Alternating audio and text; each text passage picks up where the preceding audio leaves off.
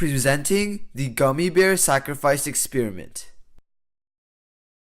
The materials needed for the Gummy Bear Sacrifice include the following: a 25 by 150 mm test tube, a ring stand with a test tube clamp, around 6 grams of potassium chlorate, a Bunsen burner, and 1 gummy bear. So here's our procedure. First, we will make sure that we have the correct materials to begin the experiment. Then, we will set up the Bunsen burner, the ring stand, the clamp, and the test tube appropriately. First, we will pour around 5 to 7 grams of potassium chlorate into the 25 by 150 mm test tube.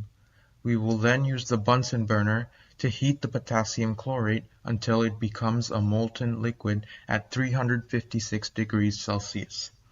Once the potassium chlorate is molten, we will cautiously use tongs to lower the gummy bear into the liquid and enjoy the reaction from a safe distance. Now, let us move on and watch the experiment in action. Just like in the procedure, the experiment begins by first setting up the Bunsen burner, ring stand, clamp, and test tube. Next, we see that the potassium chlorate is added to the test tube. Then, we observe the potassium chlorate being heated until it turns into a molten liquid. We will now skip the heating of the potassium chlorate and move on to an already molten liquid sample of potassium chlorate to observe what happens next.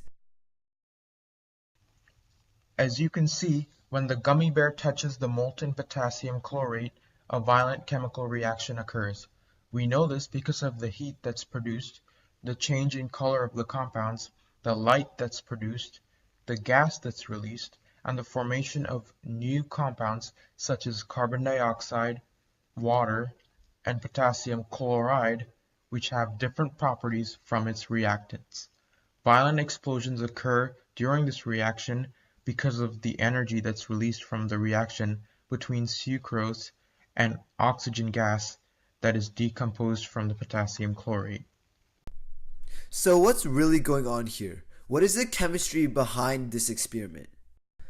The first step in the Gummy Bear Sacrifice experiment is placing around 6 grams of potassium chlorate into a test tube and applying heat to the compound.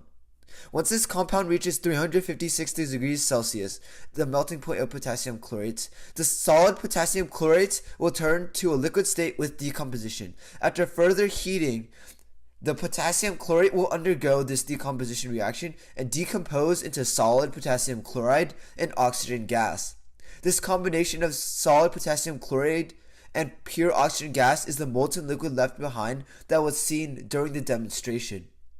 Finally, a gummy bear, which is composed of the simple sugar sucrose, was placed into the molten liquid compound. The sucrose will then react with the oxygen gas from the decomposition of potassium chlorate and undergo the combustion reaction to form carbon dioxide gas, water vapor, and the release of excess energy, which are the violent explosions that occur. As we saw in the demonstration, the molten liquid burned a lilac color due to the potassium, just as we saw in the flame test we did earlier this semester during lab.